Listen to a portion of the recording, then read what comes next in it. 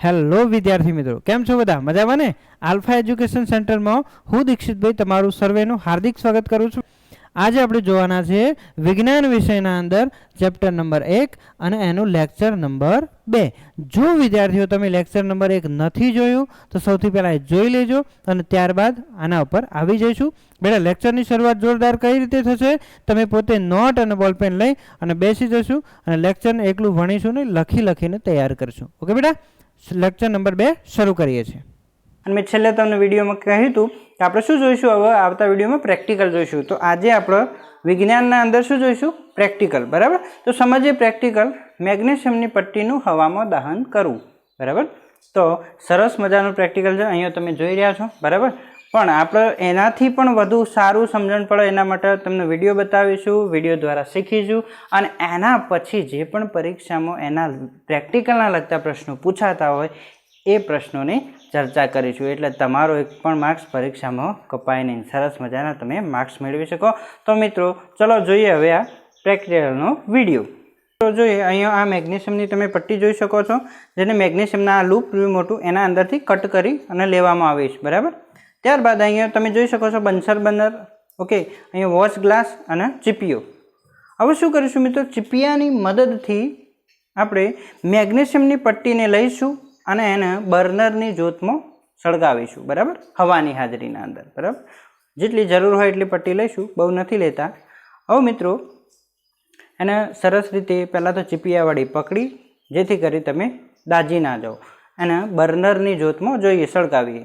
એવી સરસ મજાની પટ્ટી છે, ચળકતી. બરાબર, આવું શું થાય જોઈએ તો કેવી જ્યોતથી સળગશે? એક તો આવો પ્રશ્ન પૂછે. જોઈએ તમે જુઓ તો જઘારા મારતી એક તીવ્ર જ્યોતથી મેગ્નેશિયમની પટ્ટી સળગી શકે છે. બરાબર, હવાની હાજરીમાં. તો આ એક પ્રશ્ન થાય. હવે જો પૂરું સળગ્યા પછી જેની રાખ થઈ જાય એ પોતે શું થાય? મેગ્નેશિયમ ઓક્સાઇડ બની જતો હોય, જેને આપણે વોચ ગ્લાસમાં અહીંયા મૂકીએ છીએ. આના કાચનો જે રહ્યો એને વોચ ગ્લાસ કહીશું. એમાં દેખાતો પદાર્થ શું છે? Magnesium oxide. ઓકે, તો પરીક્ષામાં આ 2-3 પ્રશ્નો પૂછાય. સરસ મજાનું પ્રેક્ટિકલ જોયું છે. હવે એના પરથી જોઈએ પ્રશ્નો. ઓકે મિત્રો, હવે મેગ્નેશિયમની પટ્ટીનું હવામાં દહન કરવું એ પ્રવૃત્તિના આધારે તમારી પરીક્ષામાં કેવા પ્રકારના પ્રશ્નો પૂછાઈ શકે એની આપણે સરસ ચર્ચા કરી લઈએ. તો ચલો જોઈએ પ્રશ્ન નંબર 1. મેગ્નેશિયમની પટ્ટી શરૂઆતમાં કેવા રંગની હોય છે? જો મિત્રો તમે સરસ મજાને જોઈ હતી કે મેગ્નેશિયમની પટ્ટી શ્વેત રંગની હોય છે. બરાબર, તો મેગ્નેશિયમની પટ્ટી લખી દેવાનું, ચમકતી શ્વેત રંગની હોય. બીજો પ્રશ્ન જોઈએ તો મેગ્નેશિયમની પટ્ટી બર્નરની જ્યોતમાં કેવી જ્યોતથી સળગે છે? તમે સરસ મજાનું જોયું કે નહીં પ્રેક્ટિકલ? તો જગારા મારતી સફેદ જ્યોતથી સળગે છે.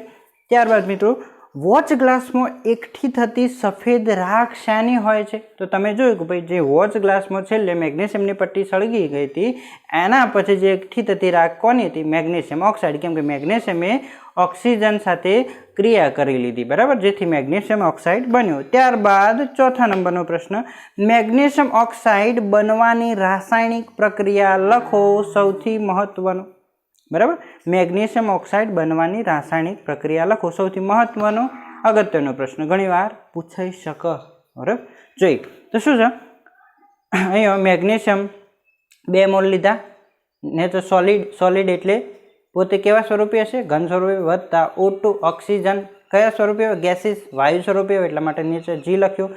ત્યારબાદ શું કર્યું? એને ગરમ કર્યા એટલે ઉપર તમે ડેલ્ટાની નિશાની મૂકી, જે તીર જેવું દેખાય ને. ગરમ કોઈ પણ વસ્તુ પદાર્થને ગરમ કરવી હોય તો તમે એના મતલબ તીરની નિશાની મતલબ ડેલ્ટા લખી શકો. એ સિવાય તમે એરોના ઉપર ગરમ કરવું એવું પણ લખી શકો. ઓકે, ત્યારબાદ શું બન્યું? મેગ્નેશિયમના 2 મોલ, ઓક્સિજનના પણ 2 મોલ, જેથી 2 MgO મતલબ 2 MgO મેગ્નેશિયમ ઓક્સાઇડ જે સોલિડ સ્વરૂપે એટલે ઘન સ્વરૂપે આપણને પ્રાપ્ત થાય. ઓકે, તો આ પ્રેક્ટિકલ ઉપરથી આટલા પ્રકારના પ્રશ્નો પૂછી શકાય છે. ઓકે મિત્રો, આપણો વિડીયો ગમ્યો હોય તો એને લાઇક કરી દેજો, સબસ્ક્રાઈબ ચેનલ ના કરી હોય તો કરી દેજો, તમારા મિત્રોને શેર કરવાનું ભૂલશો નહીં. Okay, thank you.